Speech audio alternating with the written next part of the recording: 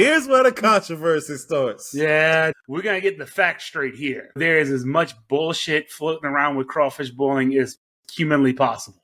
Right. But you're going to want to stick around. If you made it this far, you're going to want to stick around. Right. I'm going to call his ass out because I don't give a shit. If you're wrong, you're wrong. Oh. I don't care if you're a chef. He's wrong. He's wrong. Well, Butt naked ass water. Sad. Right. Interesting choice for you. Oh. Very interesting. Oh It's yeah, not I'm straight giving up. you the shit right now. Damn. Very well said. That boy. I just had That to boy give you a took round me of to church. We went to church tonight. Exactly. Oh, you forgetting one thing. Oh, should I tell him the secret?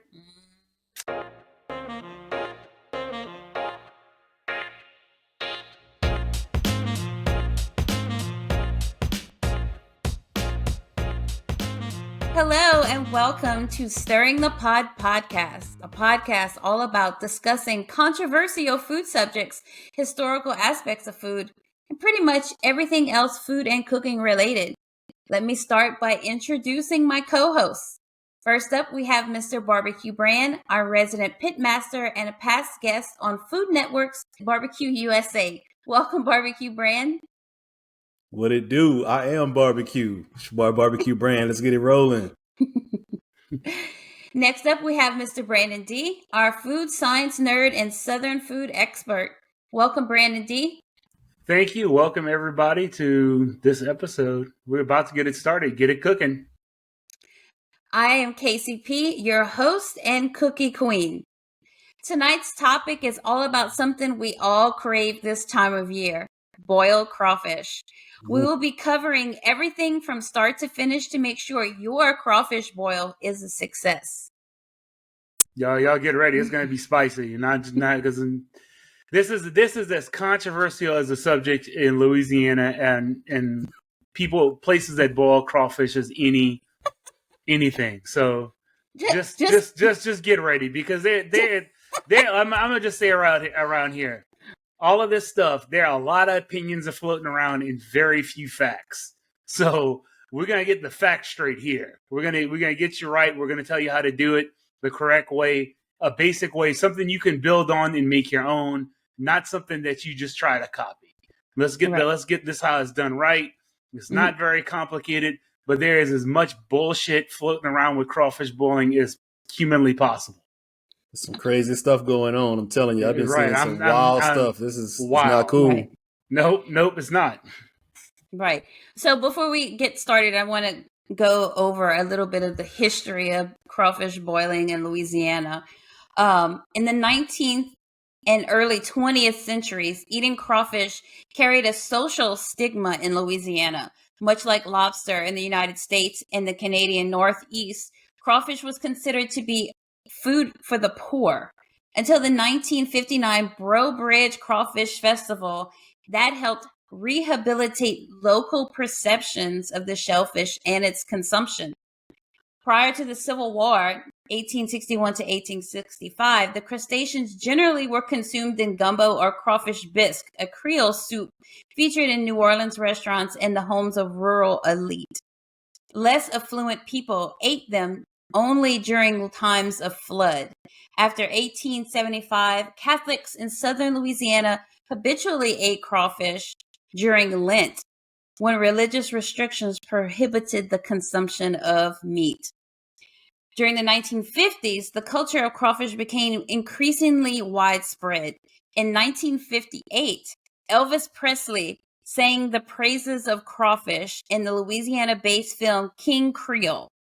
But the real catalyst came 1 year later when the Breaux Bridge Crawfish Festival started, which now has grown to more than 100,000 revelers. Today, crawfish stands as a symbol of Cajun ethnicity.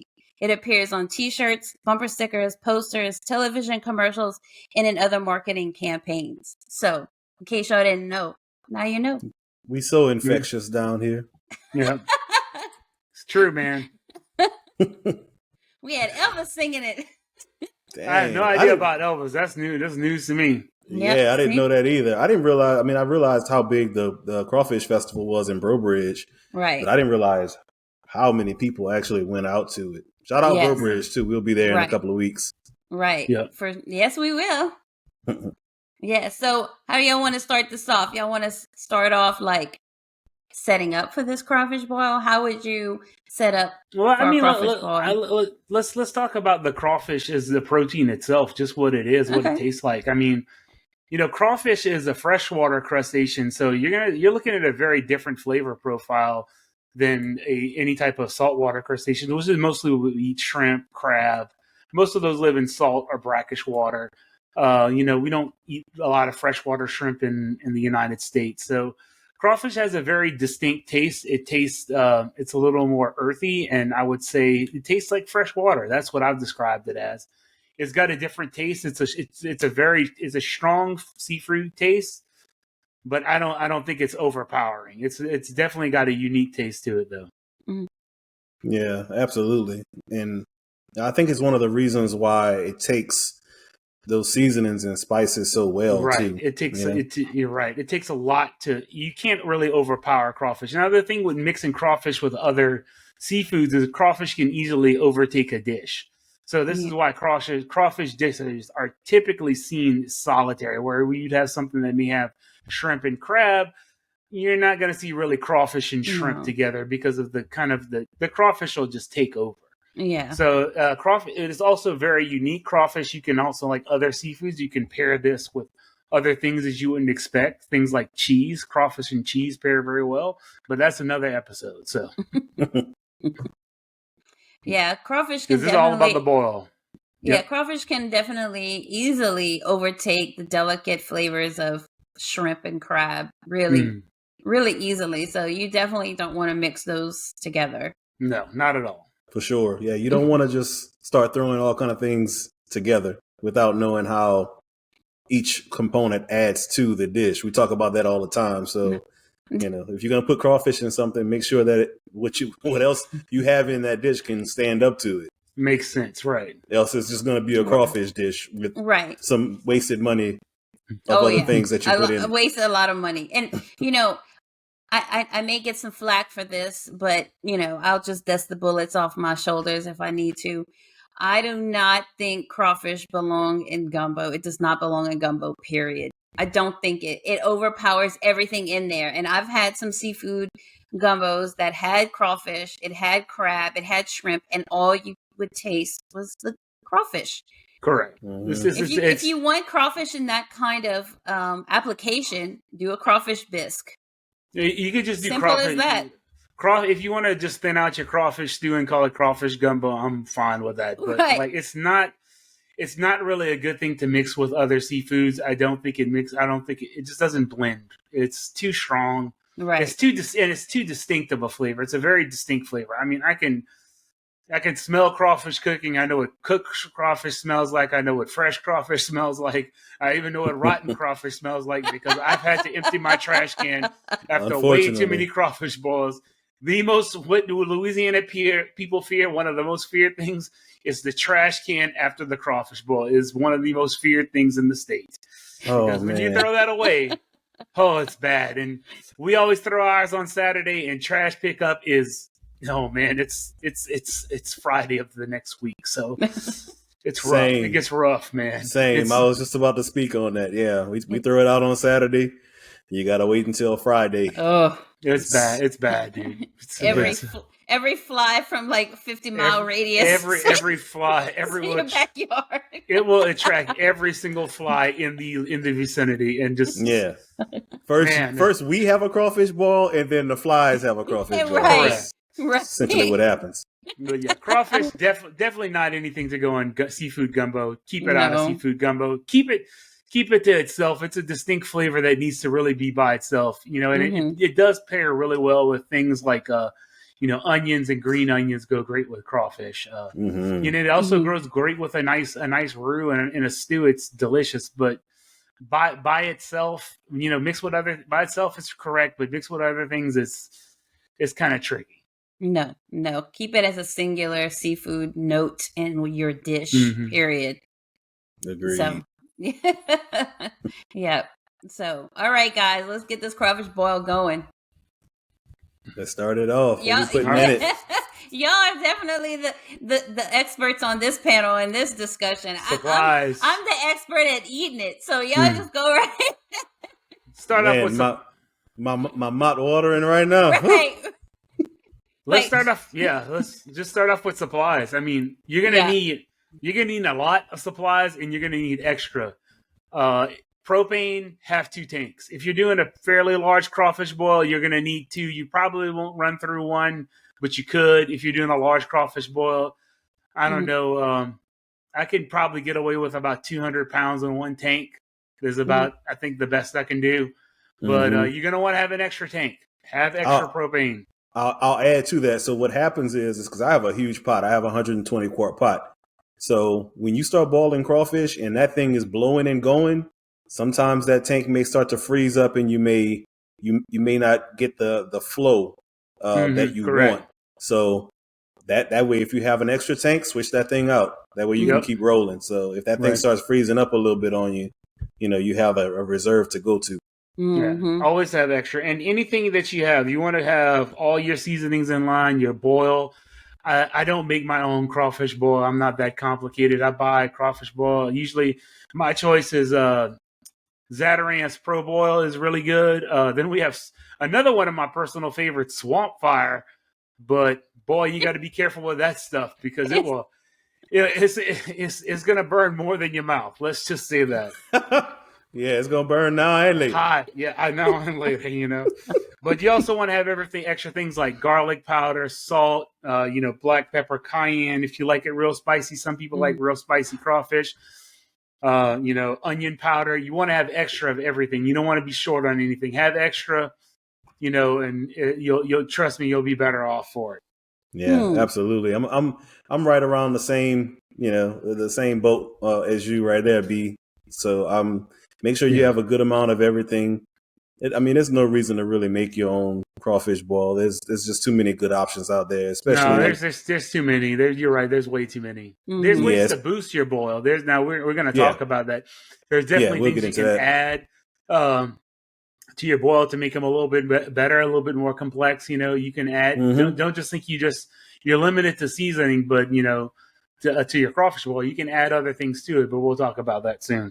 Yeah, definitely. So, there's just a lot of really good options out there. Zatarain's is one of my favorite too.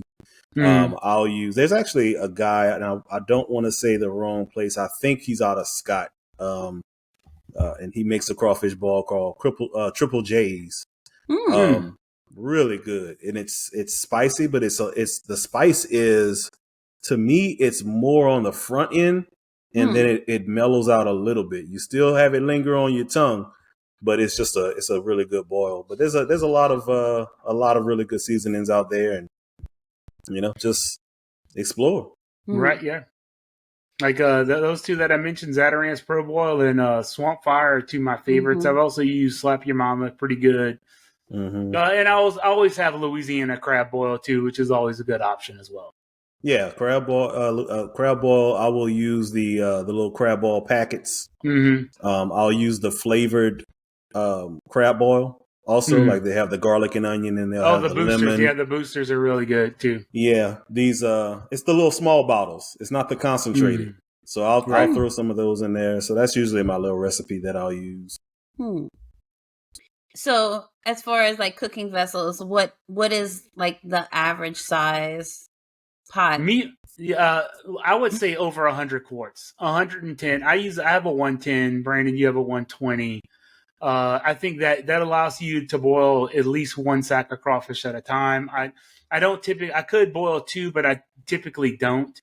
I think it's too much, and it's kind of like when you boil crawfish, the first batch is kind of like your test batch to see where you are in your seasoning, and then the next one you have to kind of boost it up or see where you're at. If you're a little under seasoned or over seasoned, you can adjust at that point.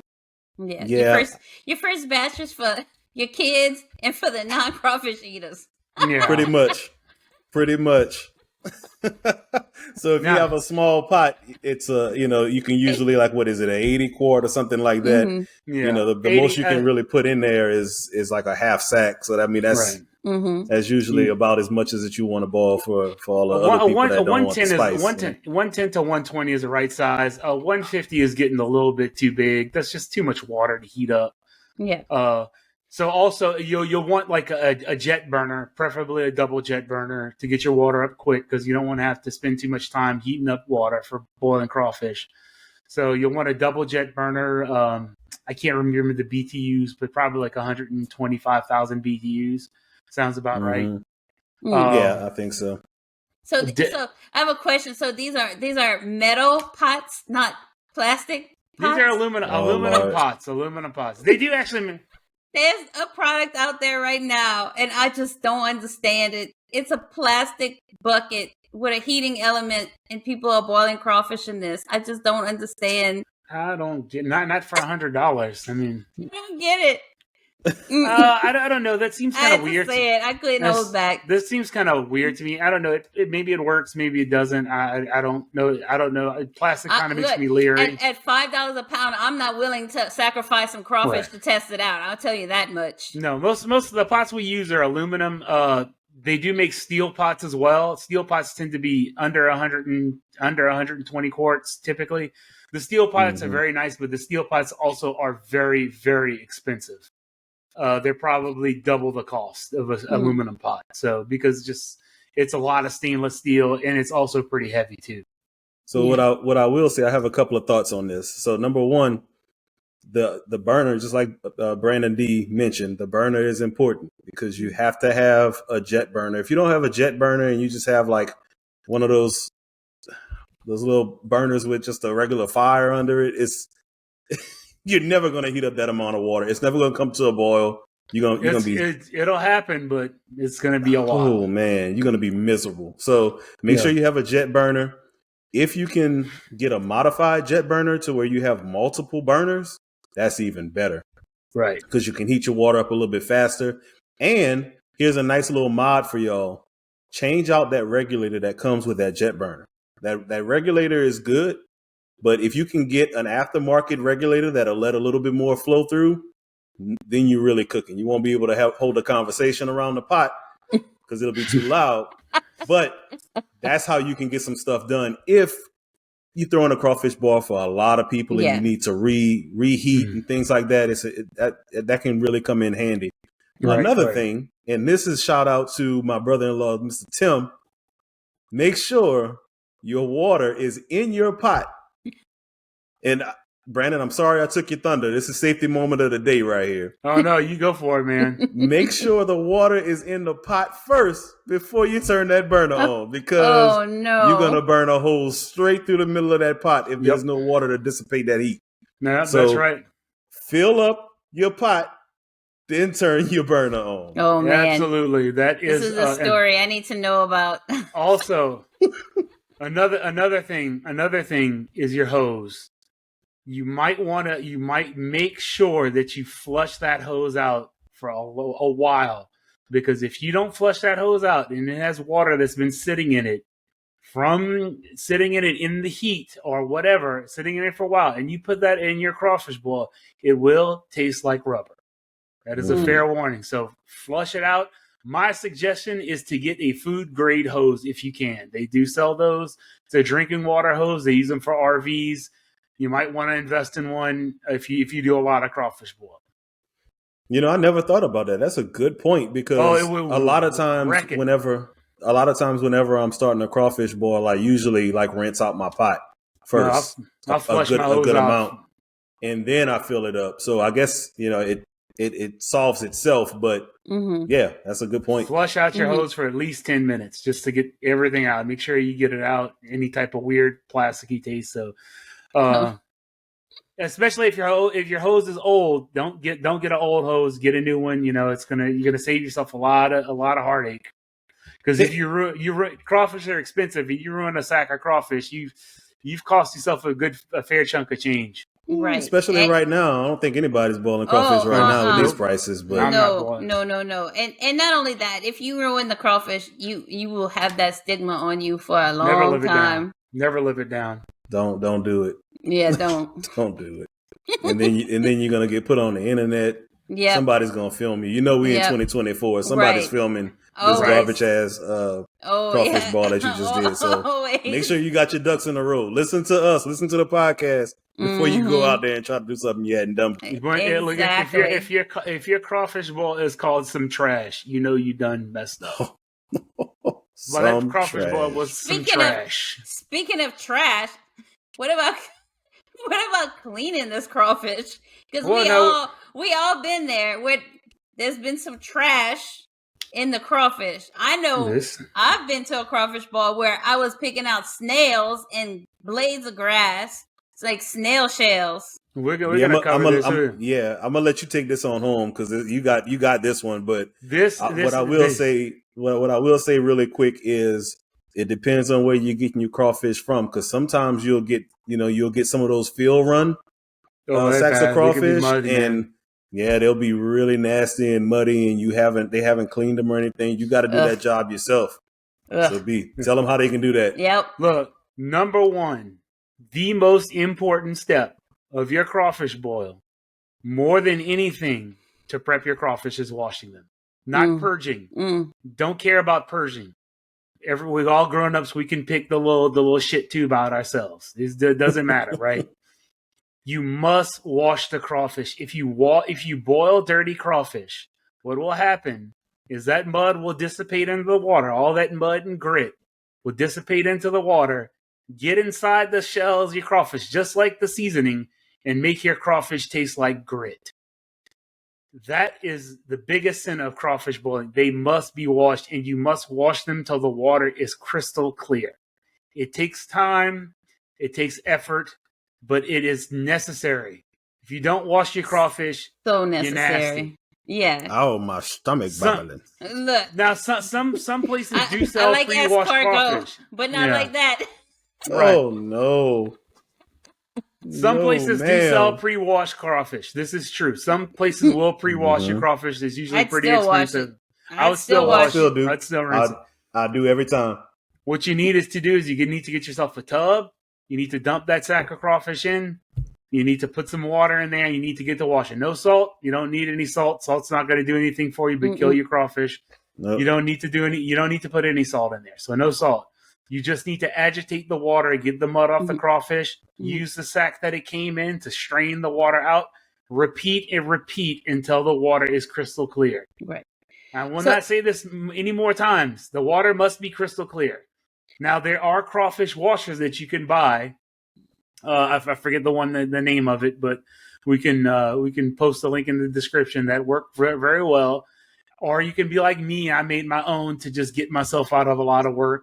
Because after one crawfish boil, me and my friend Dave the Machine, our back was dying the next day. So we're like, something has to be done. And if engineering is anything useful, engineering is meant to save yourself out of some work. So I engineered myself out of a lot of back-breaking labor. So basically, it's a device that circulates the water, creates a vortex in the water where the trash floats up the top and the water is cleaned over a period of time. It takes about 25 minutes. Crawfish perfectly clean after that. Yeah, this is a great device. Brandon D made me one, and I use it every single time now. It's such a better device than anything that you can buy out of the store. And before, I was using ice chest just like everybody else. You dump your crawfish in, you fill it with water, slush it around, let them sit in there for a little while, dump the water, and you just rinse, repeat, literally. But this, you hook it up, it circulates, and it's ready to go whenever you're ready to go. So it's a lifesaver. I love it. Yeah. I think you should call it the crawfish claw, because it looks like a claw that goes over the edge of the thing. Yeah, we'll throw a picture of it. I have a picture of it in there. It's like it's just assembled out of some PVC pipe, a bunch of PVC glue, and some valves, and some work with a Dremel tool. I mean, that's as simple as it gets. Nice. So basically, what toys Brandon D has as a kid, right? He had the Legos, so he's like the Lego master. So put that all together. Yeah. So it's just that's what engineering's for. Engineer your way out of work. So it's like, man, this this is killing my back. When you do we do one sack of crawfish is not that bad, but when you do, six, seven sacks of crawfish, it's awful. I mean, it's a lot of work. Work smarter, not harder, basically. Exactly. So, but you have to clean crawfish, guys. It must be clean. The purging, if you really want to purge crawfish, I'll tell you how to do it. You need to have a tank, a pump. You need to have dechlorinated water, which is important. You can't use just regular tap water to purge crawfish. It has to be dechlorinated. So if you have well water, that'll work fine. But if you have city water that's chlorinated, that's not going to work for purging. You have to have dechlorinated water, a pump, and a filter. And you need to keep the crawfish for 24 hours, so they basically starve themselves. The filter will filter out all the poop that they have, and there you have purged crawfish. You keep them any longer than that, they're probably going to die. So that's purged crawfish for you, but they still have to be washed. Now, you don't have to purge crawfish. You have to wash crawfish. That's the important part, washing. Right. You must agitate all the mud. I have pulled crawfish out of a sack where it was like dumping them out of just straight mud. And it took so many washes to clean it, but it takes what it takes. Yeah. It's going to give you a better product in the end. And I know nobody has all of that equipment to purge crawfish the correct way. So just know that you're not really purging crawfish. No. Leave the salt out of it. You don't need any salt whenever you washing. Just make sure you wash. Don't worry about purging. Just wash. You also, when you purge crawfish, you're going to take the fat out of them because they're going to start eating their own fat. So, oh no, not the liquid gold. No, that's a whole other story right there. So it's kind of a. Look, man, it's an animal. It's got a digestive tract. Remove it. Don't eat it. Eat it if you want. It's not going to kill you, so whatever. So just pull it out and done. And don't worry about it. This is crawfish. You're going to have to get into this is an animal. It's a living thing. It's going to have some nasty bits to it. So get over it. Right. Just as a quick note right here, too, we're going to recap this towards the end of the podcast. We're going through a lot of things right now, and it's a lot of information. If you haven't done this before, or if you've only done it a couple of times, or sometimes people out there have just gone to crawfish boils and they hadn't really seen the entire process and they want to start doing it themselves, we're going to recap everything that we're talking about. It's a process. You'll know exactly what it is you need to do to have a successful crawfish boil. I don't know how many crawfish boils I've put on or helped with, but well over... that's a lot. Well, over 30. 12, 14, 15, 16 years worth. I don't know, something like that. I've done 2 to 3 boils a year over the past 8 years. So that's 16. Then, look, also we need to talk about this. There's a hierarchy in crawfish boiling, right? Starts when you're a kid. I've been working crawfish boils since I was like 7 years old. My first job was sorting crawfish. Dad said, open the sack. Put the crawfish on the board, take all the dead ones out, throw them away, get the crawfish in the tub ready for washing. I did not touch seasoning a pot until I was like 18 years old. Had to graduate to that. You have to graduate. So my job was sorting and washing crawfish for a very long time. I have sorted and washed a lot of crawfish in my days. So that boy was in his apprenticeship. Apprenticeship, man. Just look. No wonder he came up with this little tool. He's like, enough of this business. No. I've been doing this way too long. Hey, credentials, man. We used to boil all our crawfish in like a 60-quart pot too. They didn't have those big pots. We didn't have a big pot. Yeah, that's true. We're using a little small pot, man. We're rolling. It was work.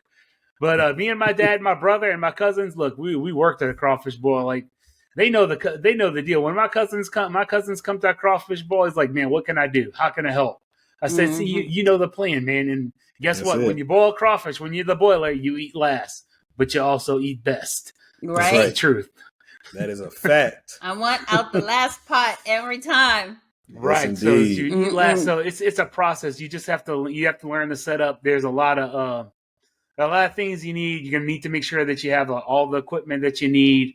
Safety equipment. You're gonna need oven mitts because burning yourself on this is spectacularly easy. So be careful.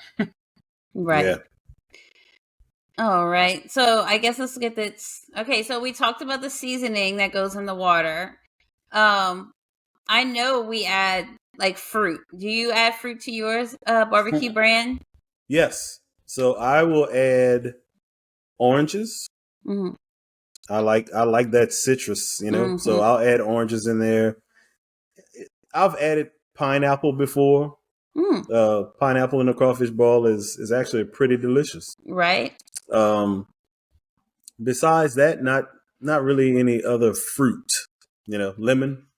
Right. So yeah. I guess this is a good time to talk about add-ins. Just in general. The things that I use orange. I use lemon. I use onions, garlic, celery.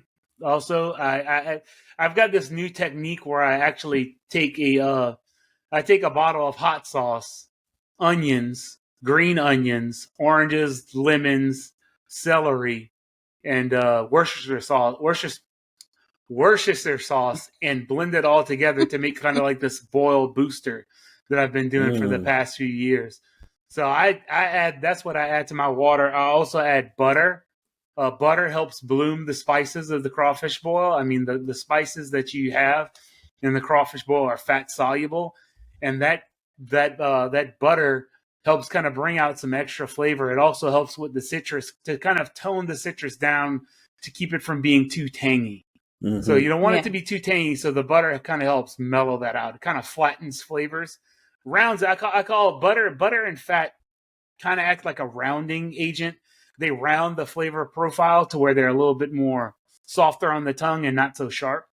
So that's what butter does. It kind of mellows things out, but in a pleasant way that doesn't really mute the flavor, but kind of enhances it by making it a little bit softer on your palate.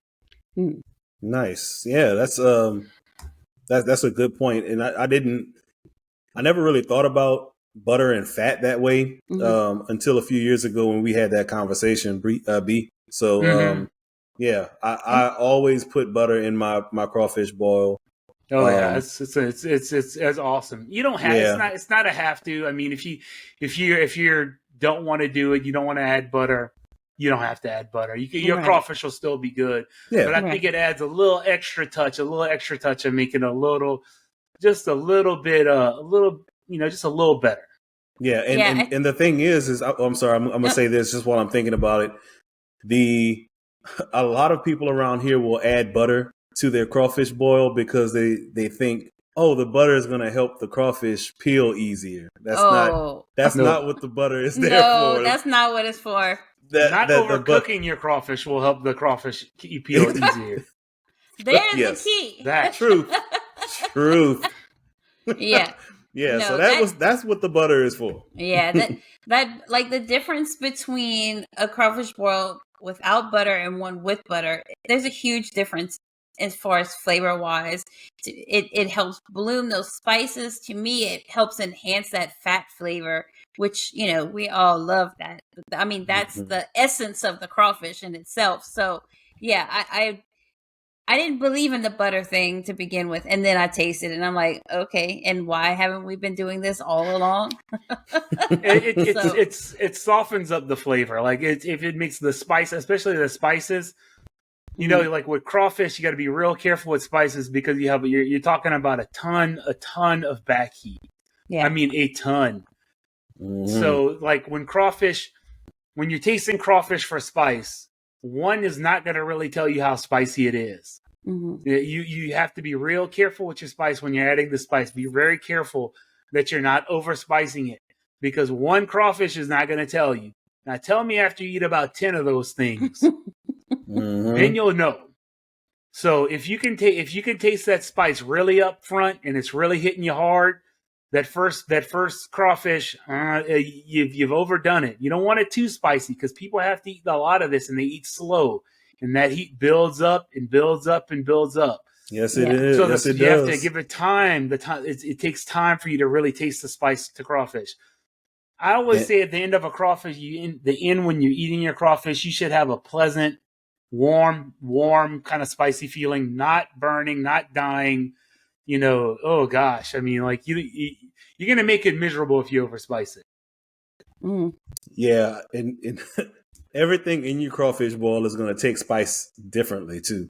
So Oh, Some things you may not want in soaking in your crawfish boil No. as long as everything else. Like Corn. your Like potatoes are gonna be mushrooms. fine. That corn though, Ooh. that corn though, hashtag that corn though. Well, if you put that corn in, let me tell you this: if you Look. put that corn in, the second you cut that burner on and you leave it in until you soak your crawfish and pull that out, Mm-mm. you're not gonna be able to fill your mouth till tomorrow. You're gonna have those free lip injections going on. Them lips gonna be swole. It's gonna hurt. Them lips gonna be hot. We also like the way. Yeah, it's painful. So the way I do it, I don't boil my corn with my crawfish. I boil my corn first. So that way I boil it first, because normally when I do a big crawfish boil, I like to just get my vegetables and sides out of the way. So when I'm boiling crawfish, it's just crawfish, you know, the same process. I don't have to interrupt anything.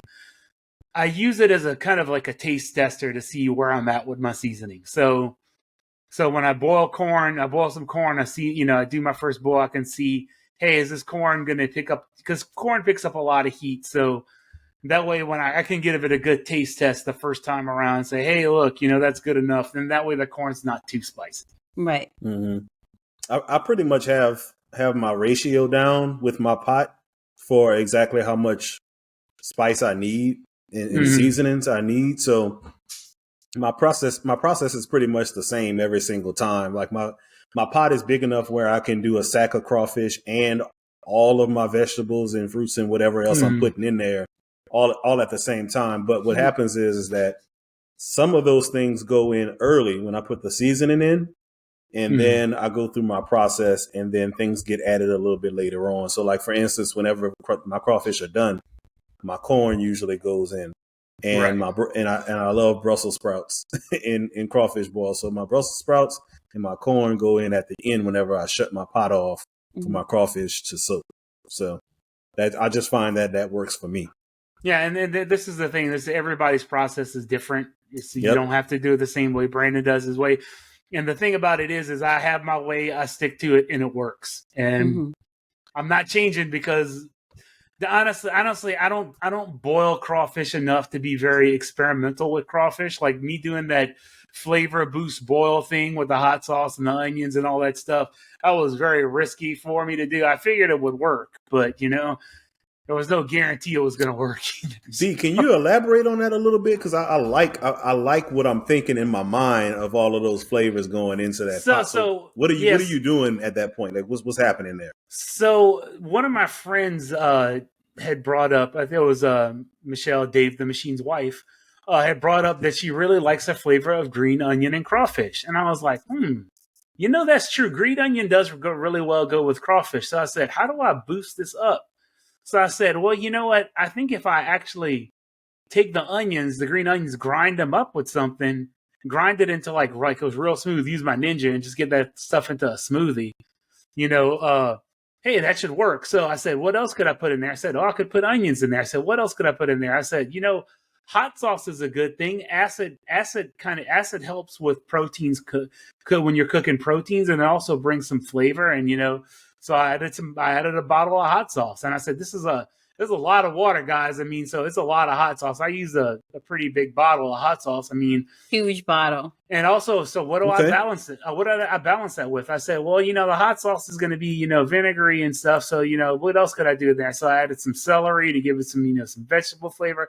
I added some garlic to give it a nice garlic punch. I added Worcestershire sauce to give it a nice, you know, that salty, you know, sweet MSG kind of punch to it. And then, you know, did I add beer to it? I don't think I added beer. No, I didn't add beer to it. But beer and crawfish, we'll talk about that too.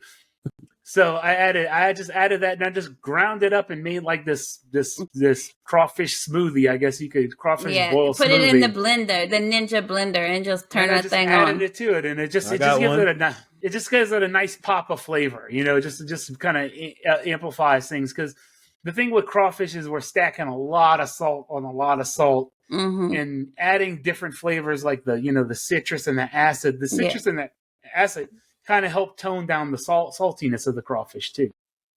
So that's kind of like my theory. You know, it's like it was a big deal, to me, experiment with crawfish. I normally don't experiment with crawfish. I mean, I have my method, I have my way, but this was kind of a thing. But it turned out it worked out pretty well. That with the butter, I really like that because I don't experiment very often either. The most I usually experiment with crawfish is maybe trying a different crawfish boil seasoning than what I normally use.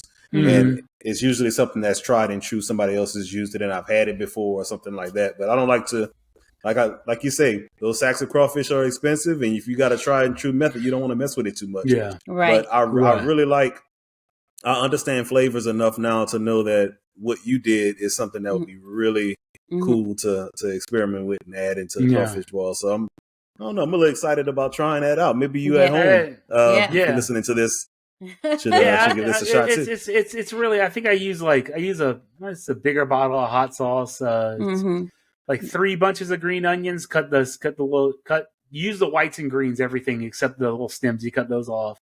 And then probably 15, 20 cloves of garlic, 2 or 3 oranges, a lemon or 2. It's probably like 2 the lemons. the whole thing. Like he throws the whole orange and lemon in there, peeling everything. Exactly. Yeah. Oh yeah. Put That's what I normally do with my onion. With my lemon and my oranges is I'll squeeze them in and then they go in. Right. Yeah. Garlic. Right. My garlic gets cut in half and they go in my boil bag so that they stay together. You can eat that later, but you want the oil off the skin. The orange oil and the lemon oil in the skin is very, very important. It is where most of the flavor is. The juice is just mostly sour. Exactly. The peel has the flavor.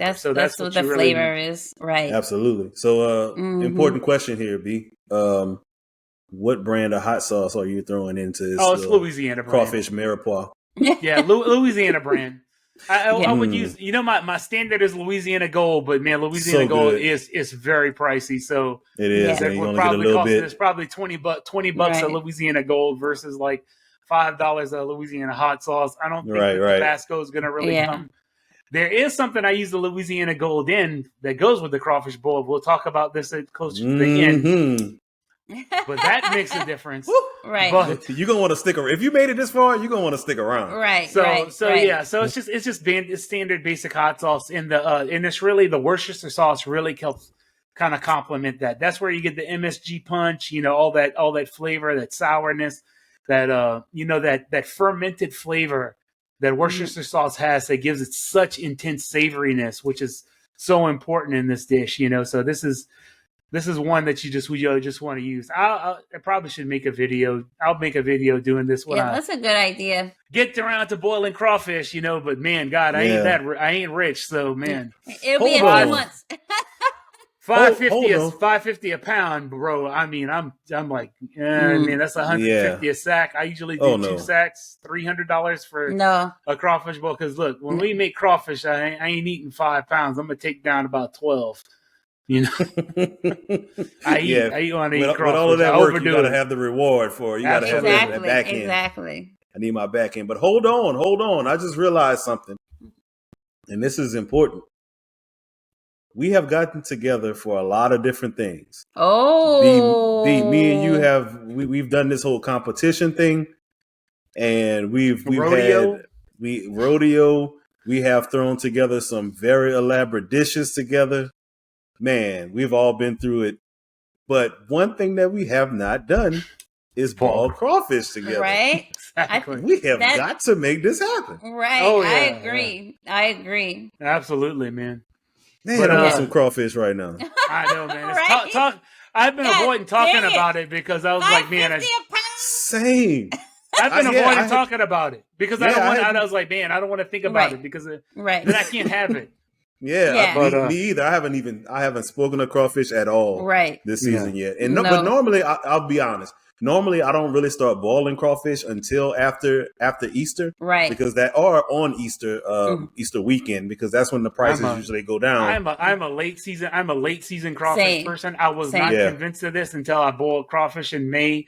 Look, The shells are a little bit harder. The crawfish are much bigger. The crawfish are this much. You don't have to peel a bunch of tiny crawfish, which is like the worst. Oh, nothing makes me more mad. Oh man, I mean that's a lot of work. The crawfish are bigger. They're more flavorful. They're just better. They're much more resilient. They don't die in the sack. Right. They don't get crushed. Yeah. Late season crawfish are underestimated. I love late season crawfish, man. Every time. Horses. Get them big horses in them. Right. Some studs, man. We got some stud crawfish. When the shells are like dark red, and they got the little red spots on them. Oh, yeah. Yeah. Yeah, that's some little lobsters.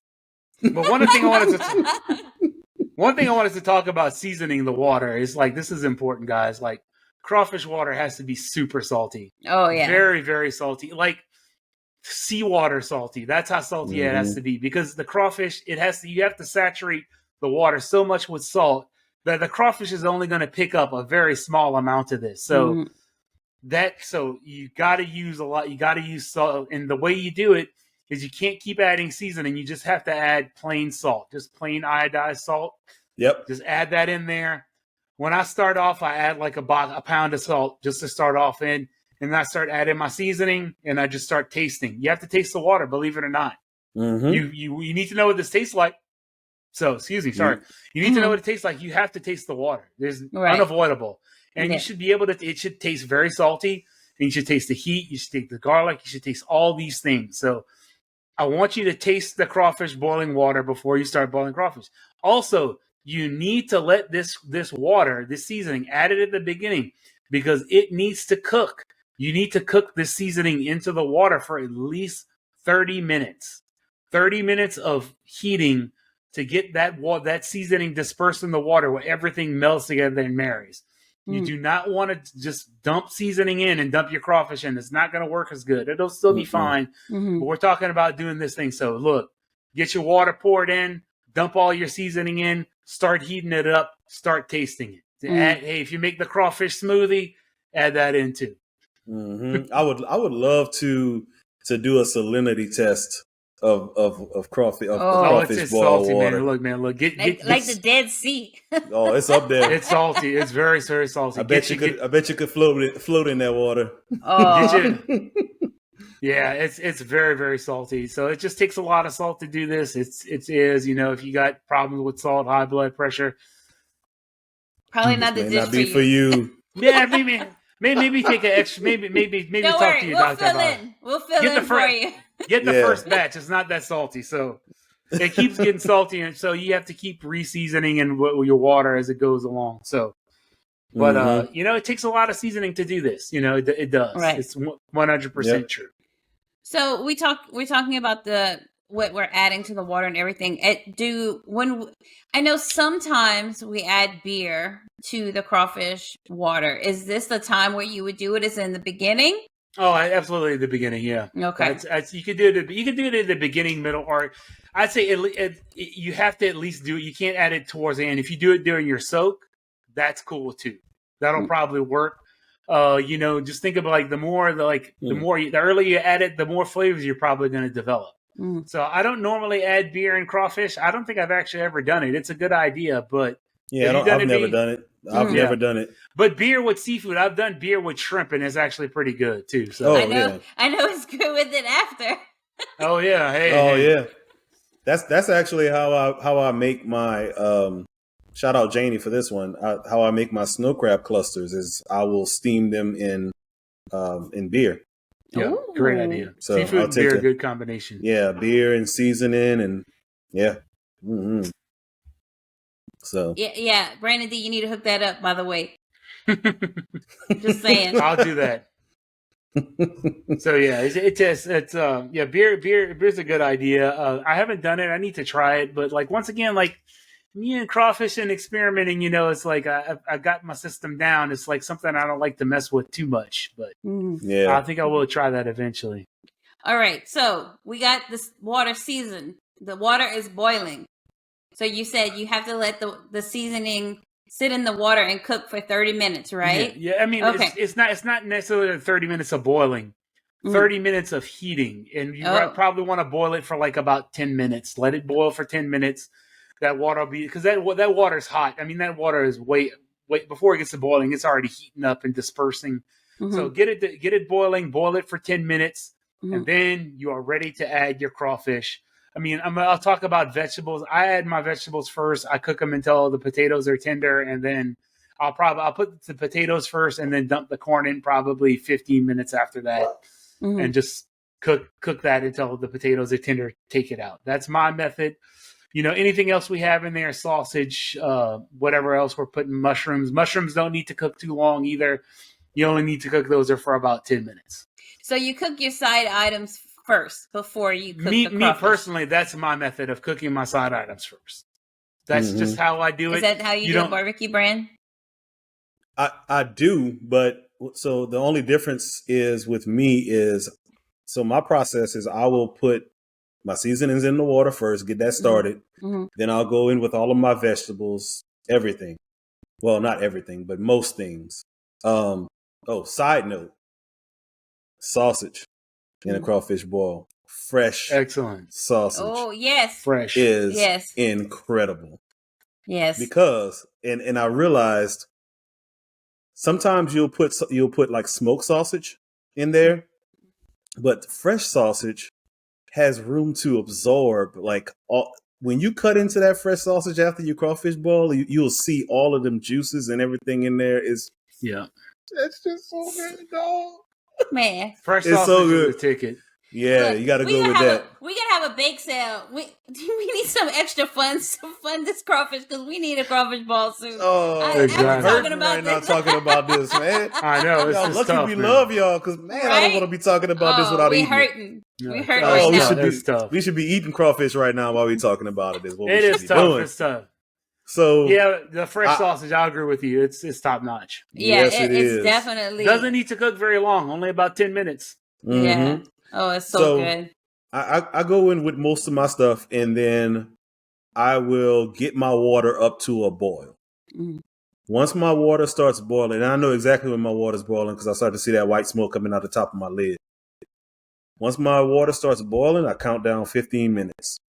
When those 15 minutes are up, I go in with my crawfish. Crawfish have already been washed, and all of these things have happened already. Mm. So I go in with the crawfish. Obviously, the crawfish are going to it's going to stop the water from boiling. I stir everything around in the pot, put the lid back on. Mm-hmm. I get my water back up to a boil. Shouldn't take very long at all. And then once it starts boiling again, depending on how I'm feeling, depending on how big the crawfish are, once it starts boiling, I'll cut it. Or if the crawfish are a little bit bigger, I'll boil for 3 minutes, shut it down. After 3 minutes, take the lid off, put in my corn and my, what are those little things called that I said I like? The little Brussels cabbages. Brussels sprouts. But the little cabbages is what I call them. Put the Brussels sprouts in with the corn, stir that around, and then I just let them soak. Let them go for 30. I don't even look at it for another 20 minutes or so. And then that's when I'll start tasting crawfish to see if everything's good, tasting the way I want it to taste. But that's my process. Mm. So yeah, mine's a little bit different. What I do in mine is I bring mine up to a boil. Once it's at the boil, once I've already cooked my seasoning in, I'll bring it up to the boil. I'll add my crawfish in time 7 minutes. 7 minutes. Depending on, like you say, depending on the size. If they're bigger crawfish, it's usually 7. If it's smaller crawfish, if they're real small, I'll be pissed and say, it's probably going to only take like 5. But I will put it in for 7 minutes. Cook it only for 7 minutes, no matter whether the water is boiling or not. If it usually is boiling towards the end. After I boil for 7 minutes, I will cut the heat. Keep it covered. I only have crawfish in here, no sides. I'll keep the lid covered for 7 minutes. Once it's done for 7 minutes, I will then crack the lid and I'll mix the crawfish up, let it get some of the heat out, let it steam off, and I will leave it partially covered for at least 7 minutes, more likely 20 to 30 minutes to soak. And that's my method. Nice.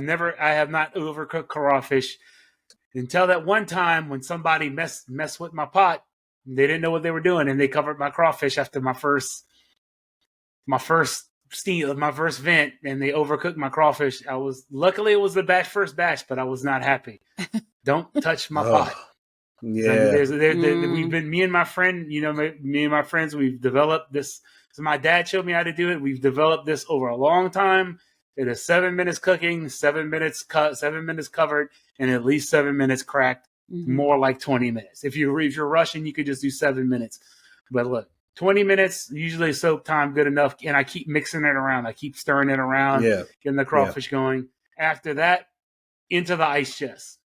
Well, after that, I will pick my basket up out of my boiler, and I'll actually set it and let that steam off for like 5 to 10 minutes. Just kind of let it steam off so it's not too hot, and then put it in my my ice chest. So I do the same thing. I actually have two 2x4s that I'll put under my basket and put my basket, set it down on there, let it drain out. We have something called the Cajun chopsticks. I think they're called. It's like two aluminum bars that we put across the top, and then we can set it on. Our methods might be the same to finish it. Like you said, that you pretty much you cook for 7 minutes, regardless of whether it's boiling or not. It'll probably take a good 4 or 5 minutes for my water to come back up to a boil, and then I'm shutting it down anyway, or letting it go for another 3. So it's around the same time. It's pretty much the same. We did that because it's easy. It's easy to time at the start. Right when it hits the water, start timing. It's like 7 minutes. Yep, I like that. Just start. That way we don't have to say, oh, is it boiling? And I was like, I'm not, the less I lift up that lid, the better off I am. So 7 minutes is going to be done. Those crawfish are cooked when you cut that 7 minutes. The crawfish are done. You cut it, you keep it covered. When you open it, that 7 minutes, and when those crawfish float to the top, of the water, those things are cooked. Oh yeah, that's it. It don't take long. I actually have some pictures of that. I'll send some pictures out. We can put it in this video of what it looks like when they're cooked. And then the rest is just soaking to kind of absorb the flavor. Now, some people add ice. I would not recommend this. I have never added ice to crawfish. I don't think it's necessary. I don't think it can be tricky. You could dilute your water. There is a thing called a pot cooler that you have where it's actually a thing that hooks onto your pot, and it actually pours water onto the side of the pot to cool it off. I thought that was pretty cool, but I'm not paying $100 for it because I think my crawfish come out good enough. We bought that for my brother-in-law for, I believe it was for his birthday. So he has it, and we tried it out one time. It does work. It does work. The only thing that I don't like about it is that it's just constantly streaming water. So now you're just creating this huge puddle of water under your pot. So I think that's why I went to the method of putting a lot of my cold items, because that water is scorching hot. That water is incredibly hot. So taking my corn and anything else that's cold, like my corn and my little cabbages, throwing that in the pot, that kind of helps to cool it down a little bit too. But then it stops cooling it down. Well, temperature flows the opposite way, right? So the water isn't the corn isn't cooling the water. The water is warming the corn, correct. But it has to give up some of its heat to bring that. Everything has to reach equilibrium. So the water has to give up the heat to the corn to come to an equilibrium. That's right. And then that temperature is not going to drop a ton with doing that, but it does drop a little bit. So it helps the process. And I just make sure that my lid is off. Do not touch my lid. Do not put my lid back on the pot. When it's time for it to come off, leave it off. I'm just like exactly. Right. Exactly. Don't touch it unless you part of the boil team. Don't touch it. Don't touch it. So this is a little interesting tidbit about physics. Water has a tremendous heat capacity. It takes as your brother-in-law found out, it takes way more energy to boil off all that water in the pot than it does to melt that pot completely. That burner will turn that pot into a pool of liquid metal very quickly, and it takes forever to boil off. You could boil that water off for hours. So water can absorb a tremendous amount of heat. That's why water retains heat tremendously. So, that's one of the cool things about water is how much heat it can absorb. Yeah, definitely. A lot of thermal energy to heat that water up. It does. It takes more thermal energy to heat that water than it does to turn that pot into liquid metal. Much more. I use this all the time when we talk about barbecue. That's the whole reason that I put a water pan in. A lot of people will put the water pan in the smoker for, to get a little bit of a humid environment for the meat, and it does. But another thing is it helps to regulate your temperatures because it takes so much thermal energy to heat up water. So, but yeah, that's your pot is going to it's going to stay hot for a very long time. Even after you get that crawfish out, you dump that crawfish in the ice chest. Whatever you're doing with it, whether you dump it in on a table or in the ice chest, long after you eat, that water is going to be very hot. So be very careful. Yeah, be careful. Yes, be very careful. So you bring up a good little segue there, Barbecue Brand, dumping it into the ice chest. This has been very controversial lately. Uh-oh. To dust, I know what we're talking. To dust or not to dust? Boy. All right. Y'all hit me with it. Here's where the controversy starts. Yeah, dusting or not dusting.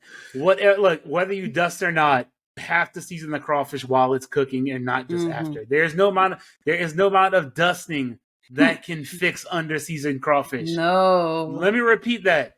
None. You could dump all the salt in the world in there and it's not going to fix that. So you must, if you're going to do dusting, you have to do both. You cannot get away with one with just dusting. It has to be both if you're going to dust. Right. It's like rice. Yeah, it's like rice. You gotta season the water before you cook the rice, or it's trash. Absolutely. Exactly. So what happens is if you don't season your water and you just boil your crawfish in straight up water. Oh my God, I can't believe it. I don't even want to think about it. You boiling crawfish in straight water, right? Nothing in the water, just some old butt naked water. Plain ass water.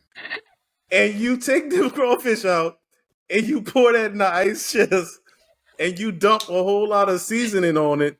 When you go to eat it, what's going to happen? You're going to taste the seasoning first. It's going to be immediately. You're going to taste the seasoning, and then you taste the crawfish, and the crawfish is going to taste bland.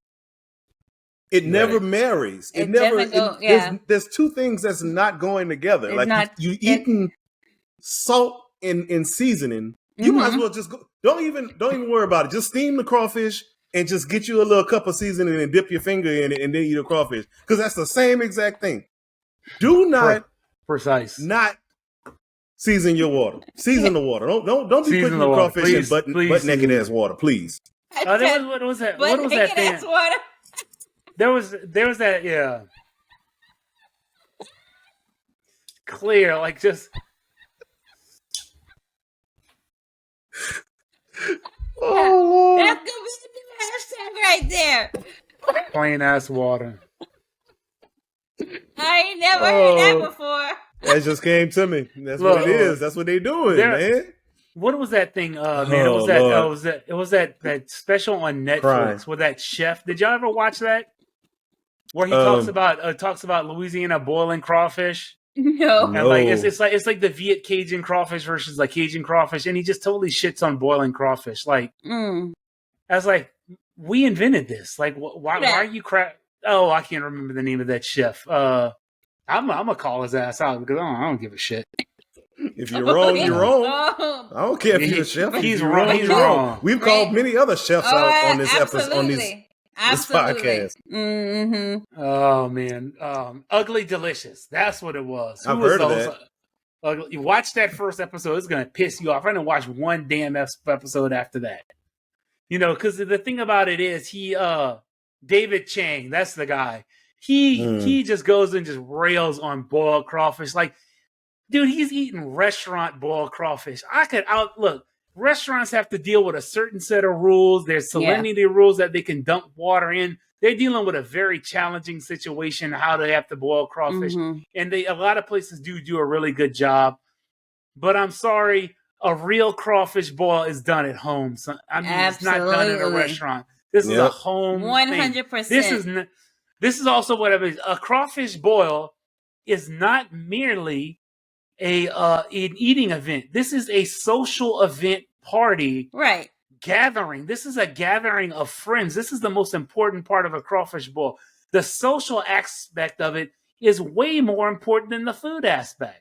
Yes, because it's a gathering of friends. Right. When you say a crawfish boil, man, it means crawfish. It means drinks. It means your friends. It means cutting up. It means having a good time. It's not just, oh man, I'm hungry, I get to eat some crawfish. Man, it's seeing people. It's a long event. We are boiling crawfish. We starting at 10 o'clock in the morning.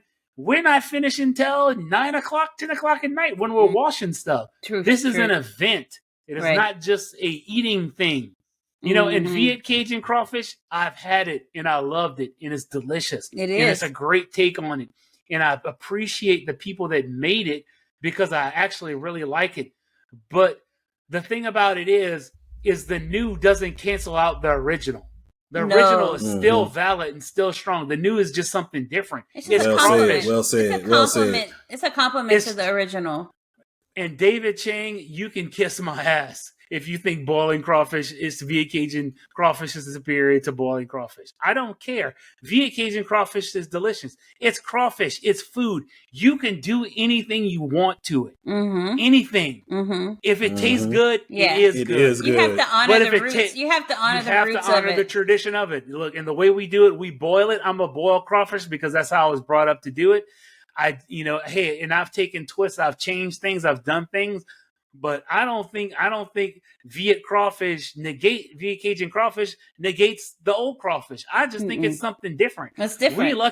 We're lucky to live in a world where we get to eat both whenever we want. Right. Well, not right now with them prices. Not right now. But you're asking about. Ask yourself. Think about this. Why are we even arguing about this? Which one is better than the other? There's Apples and oranges, literally. There's no point. We live in a world where we have both. We enjoy both. We get to enjoy both. You want Viet Cajun crawfish, you get to have a little different twist on it. You know, it's delicious. It's got that lemongrass and garlic punch. It's fantastic. Right. But we live in a world where we can enjoy both without even really caring. There's no argument to be had. Yeah, there's no argument here. Right. Both are delicious. Two separate things. But look. It's like steak and ribs. You can have both. Right. Yes, true. They're in their own lane. Right. Does the ribeye negate the New York strip? No. Nope. You know, exactly. My point exactly. There's no reason to argue them. There's no reason to crap on the traditional crawfish that Louisiana people cook over the new crawfish that comes out. The Viet Cajun stuff is great. I want people to experiment and come up with new crawfish ideas, new crawfish recipes. Fantastic. Crawfish and some noodles. Hey, crawfish fried rice. Awesome if you never had it. Absolutely delicious. There's no reason to limit crawfish to some small circle, saying only Louisiana people can make crawfish etouffee, boiled crawfish bisque, and that's it. You know, crawfish can be expanded into any vehicle that you want. Make anything that you want with crawfish. But respect the original because the original is fantastic. Damn. Very well said. That boy, I just had to took round of church. We went to church tonight. Exactly. Look, man, I'm on a roll, man. I'm on a roll. You got to respect the original. Where it comes from, you know, like let's respect it for what it is. We love crawfish. Crawfish is delicious. And it's not, please stop putting things into boxes that it's pointless.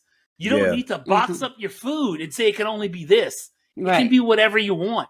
The thing I want you to do is I want you as a cook, as my audience as cooks, to apply proper technique, proper cooking methodology, proper flavors, and make something that is your own and experiment with this and not be boxed in by things but rules, some bullshit rules that people are throwing on you that they don't even really understand. Get them, B. Getting them, man. Getting them. That's what I'm talking about. That's what I'm talking about. That was so well said. Food is fun, man. Food is supposed to be fun, and you're supposed to experiment. And guess what? You're supposed to fail too, because not everything you're going to make is going to be a winner. Yeah. And what you do is you back off on it, you learn it, and you move on. All right. That's right. Absolutely. Yeah. Get out of that box if you're here. And if you're not from here and don't understand what we got going on over here, do not shit on us. You need to come and see what we're about. Yeah. We'll show you. But back to dusting. It's fine, guys. It's okay to dust. But it has to be done in conjunction with seasoned water. Right. But you also have to consider the consistency of the seasoning you're using. You cannot use a very gritty consistency seasoning. You cannot use a seasoning that it tastes better when it's cooked. Because some seasonings need cooking time depending on what's in this blend. It needs cooking time to mellow it out. So you have to have a seasoning that's fine, very fine seasoning. You might have to grind it a little bit more. You don't want anything that's going to be too gritty or too powdery that's going to cake up. So it has to be carefully considered, is what I say. But dusting is fine if that's what you're into. I've done it before. I think it worked. I worked out pretty well. We had a little light dusting that we used with me and my dad. It was like mostly garlic. It was some garlic powder, a little bit of salt. I think a little bit of garlic salt, maybe. What it was? Oh, sorry. Excuse me, guys. A little bit of garlic salt. It worked out well, but it wasn't a whole lot of it, and we let it sit. We let it soak for a little bit of time, too. And also, people say, I don't like seasoning on the outside of my crawfish. Guess what? Every single batch of crawfish I pulled out has had caked on seasoning from all the boiling that happened. It's going to have seasoning on the outside. That's not unusual thing to happen. Your crawfish is not going to look perfectly clean. You absolutely hit the nail on the head when you talked about the consistency of the dust. That is the key. We do this all the time in competition barbecue. We put a finishing dust on our meat, some of our proteins, and we have to make sure that finishing dust has a very low grit. It's very fine, right? So if you want to dust your crawfish, do it, but don't make it gritty. Exactly. Don't take some gritty seasoning and throw it all over your crawfish. No Tonys. No. Stop. Too salty. There's a company here called Targill. Targill pretty much makes every seasoning you can possibly think of down south that's not named Tony Chachere's or Zatarain's. Like, they make everybody's stuff, but they also have their own brand of seasoning. And if you go to their place in Opelousas, you can get their stuff, and they have seafood boil. They have all of this stuff, but they also have a finishing dust. Their finishing dust for crawfish is very, very fine. When you dust it on the crawfish and close that lid back, you open that lid back in 10 minutes, it's gone. It almost turned into a liquid. It's that fine. So it adds a little pop of flavor at the end, but you're not getting this gritty seasoning on your hand like you stuck your fingers in a tub of Zatarain's crawfish boil like that. It's different. There's no need for that. If you're gonna do something, have the proper technique and do it properly. Don't just dust with some gritty seasoning. No, it has to be appropriate for the application. Application is important. So it has to be the right seasoning for the right application. And I want you to do this. If you don't believe me, you want to add some gritty seasoning, go ahead and taste some crawfish boil by itself, raw, not cooked. See how much you like that. I guarantee you won't. No. Promise you won't like that stuff. It's going to be very, very intense. It's going to be the spices are very, very pungent and upfront. It needs to mellow, and that stuff is only mellow. So don't use crawfish boil for dusting your crawfish. No. Bad idea. Yeah. Not recommended. Well, butt naked ass water. Sad. Let's move on to the. I will say this though. I could boil crawfish in just straight salt water. Just straight salt, not season it at all after that. And you could do, if you boiled in butt naked water, as we call it, and try to finish dust, I guarantee you my crawfish will be better than yours. Because guess what? You'll actually be able to taste the crawfish. It'll just be salt. It'll be salt. It would just be salt, but it would be good. So let's jump into complimentary dipping sauces. Oh boy, dip is as controversial as anything in crawfish boils. Some people believe in no dip. Some people, look, there's all kinds of things you can do. You can do no dip. Some people do some garlic butter. They'll actually do is they'll boil some garlic heads, and they'll squeeze out all the garlic. And what you do is you boil it in the crawfish boil, take the garlic out, mash it up, and mix it with butter, and you can dip your crawfish in that. It's fantastic. There's the Cajuns call dip, which is like a mayo-based kind of remoulade sauce twist. There's remoulade sauce like from New Orleans, which is a little bit different. And then there's like just straight up cocktail sauce, which also works fantastic with crawfish. And it kind of helps. It helps kind of break up the flavor. It's kind of like a palate cleanser, a little bit of sweetness and a little bit of different flavor. It helps kind of change your palate a little bit. It makes you taste a little bit different things. Barbecue brand. I don't really dip my crawfish. I like just the flavor of the crawfish coming out of that boil. But I do like to dip my potatoes. I love dipping my potatoes in some remoulade, or most of the time we'll get some cane sauce or something like that, you know. Right. Interesting choice for you. Oh. Very interesting. Oh, it's I'm giving you the shit right now. Look, listen, it ain't a big dollop of white mayo in my bowl. Which is for people that don't know, I'm not dipping my potatoes in some butt naked ass mayo. Right. I will tell you this though, for people that don't know, I'm gonna break Raising Cane's secret right here for everybody to know. Cane sauce is remoulade sauce minus horseradish and minus pickles. Done. It is. That's all it is. It is just it's ketchup, mayo, garlic salt, Worcestershire sauce. I don't know if theirs has hot sauce. It'd be better if it did, just to let you know. But but like I guess I'm kind of famous for my crawfish dip. I mean my remoulade sauce. Hey, look, a lot of time developing that recipe. So yeah, it's good. But it's a mix. I bit my finger the last time I tried that. He showed it's a mix. Hey, and also mentioned Louisiana Gold hot sauce. It is necessary in that remoulade sauce. That's what gives it the. So basically, it's a mixture of hot sauce, ketchup, mayo, horseradish, Worcestershire sauce, mayonnaise, garlic powder, Cajun seasoning, and. Oh, you're forgetting one thing. Oh, should I tell him the secret? I'll tell him the secret. It's a little bit of sour cream. Yeah. Sour cream kind of helps, believe it or not, in something this heavy, sour cream actually kind of helps lighten it up. Believe it or not. Wow. Yep. Wow. Gives it a little richness, gives it a little different flavor, that kind of like the tanginess of the sour cream, and a little bit of lemon too, a little bit of squeeze of lemon. And the most important part of it. It must be refrigerated for at least 4 hours. That's important. It has to, all those flavors have to come together and just kind of mellow out together. I will tell you, when I taste my remoulade sauce, any sauce like this, anything, cocktail sauce, anything with horseradish, complicated sauces, mixed sauces like this, you cannot taste it at all. It can't be tasted. Like, you can taste it for salt and sweetness and acid. That's the only things you'll taste. You can't taste anything. Trust me, it won't taste like anything. Let it sit in the refrigerator for 4 hours, and then you'll be able to taste it.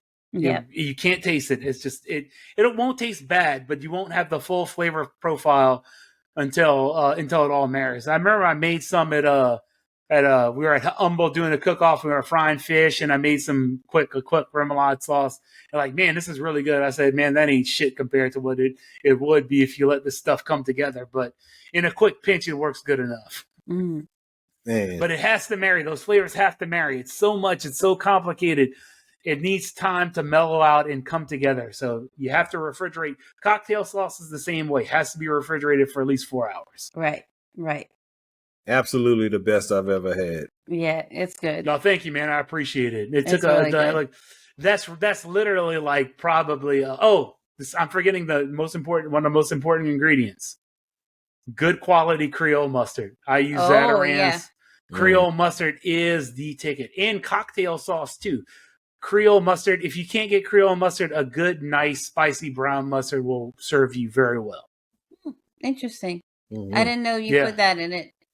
Oh yeah. Creole mustard is it doesn't taste right without Creole mustard. It's just it's the special thing. I'm giving away all my secrets here, right?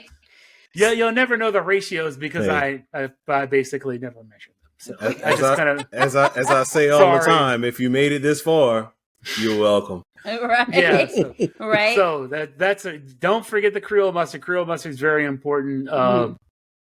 I would say ratio of mayo, like it's usually one little bottle of horseradish, probably about two cups of ketchup, 3 cups of mayo, something like that. And you just, I really know the color of it. The color of it is kind of what tells me what is done. Mm-hmm. And then I'll just taste for like, it should be spicy, it should be sweet, the horseradish should pop, and it shouldn't be too tangy. So if it's too tangy, you add mayo. If it's too sweet, add mayo. If it's too salty, add a little bit of mayo, lemon, or sour cream. So agree. Yeah.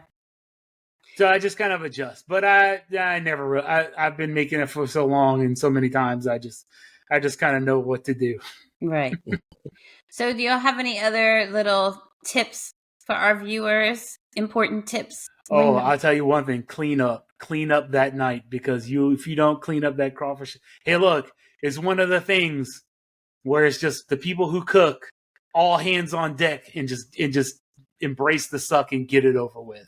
Get Embrace your hose the out. suck. Yes. Just embrace it. It's gonna suck.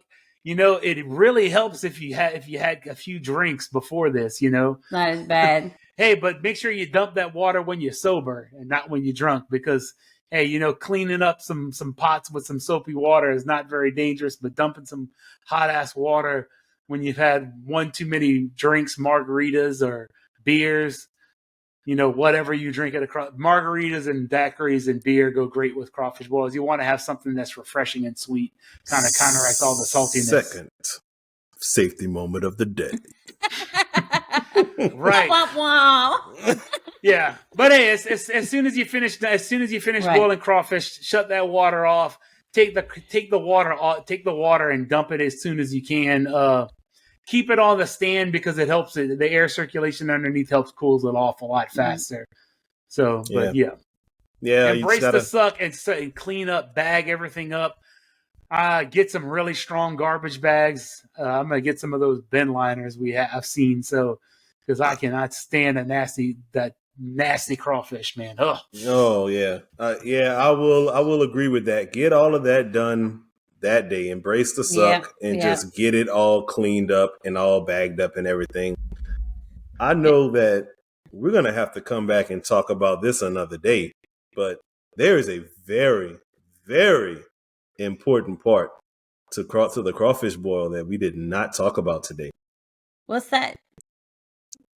That is the repurposing of everything. I agree. That's his own. All right, that's a whole nother situation. Well, we can tie that into our whole crawfish. Our crawfish. We're gonna do another episode, guys, on just crawfish in general, cooking, how to cook it, ways to cook it, right? Dishes we make with crawfish. This is not the end of crawfish at all. No.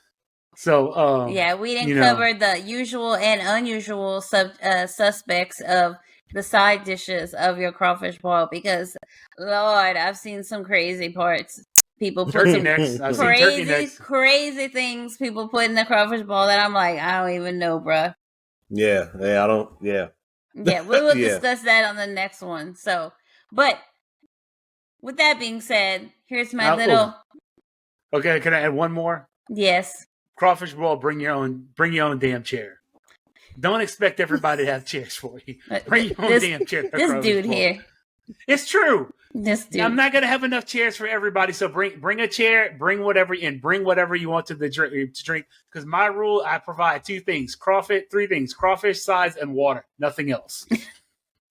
Yeah, be courteous. You go into somebody else's house for a gathering. Right. Bring a lot of beer. Bring a lot of drink, bring sodas, but all I provide is crawfish sides and water. I do not provide drinks. I do not provide beer. Not everybody knows that Louisiana etiquette. I'm just saying. Yeah, I'm just saying. Boy, look, I'm educating people right now. Right. Listen. If you go into a crawfish boil and you're not too sure about how things are supposed to work, just you bring something when you get there. Before you get there, bring something with you. Bring your own chair. Mm-hmm. When you're sitting down at a spot, eat your crawfish. Don't sit down and eat from every single batch. No. Eat your crawfish. When you finish eating your crawfish, get up. Right. Get up and let other people sit down. If there's not enough room at the table for everybody on the first batch, then you're gonna have to take turns. Period. Yep. Mm-hmm. You're not gonna sit there and eat every batch that come out. No. Do not sit at the table if you're not eating. And you better make sure that the cook gets some at the end of the cook. Period. Oh, this cook always gets the share. That's the lion share. Look, this is just like lions. When they all the lionesses and the other smaller lions have feasted, big dog lion comes and gets his tray. Just saying, he gets his tray. Like, I'm getting my tray. I'm loading it up. I'm sitting down. And hey, look, it's time to chill, relax, have a good time, and eat my food. That's all I'm saying. That's it. All right. Somebody get that man a beer too. Y'all get me a beer and my crawfish, and let's just sit down and relax. And that's when it's over, and that's when you can have a good time. Everybody can relax. Mm-hmm. It's time to chill and just enjoy the company of other people, which is really what a crawfish boil is all about. Well, with that being said, here is my end quote for the night, and that segues perfectly into it. Crawfish boils, where friends become family and food becomes an experience. Mm. There's nothing more to be said than that. Other than this, David Chang can still kiss my ass. With that being said, we want to thank you all for tuning in and watching this long episode with us. And hopefully your next crawfish boil will be a success. And until then, keep stirring that pot. Peace. Peace out. Later, guys.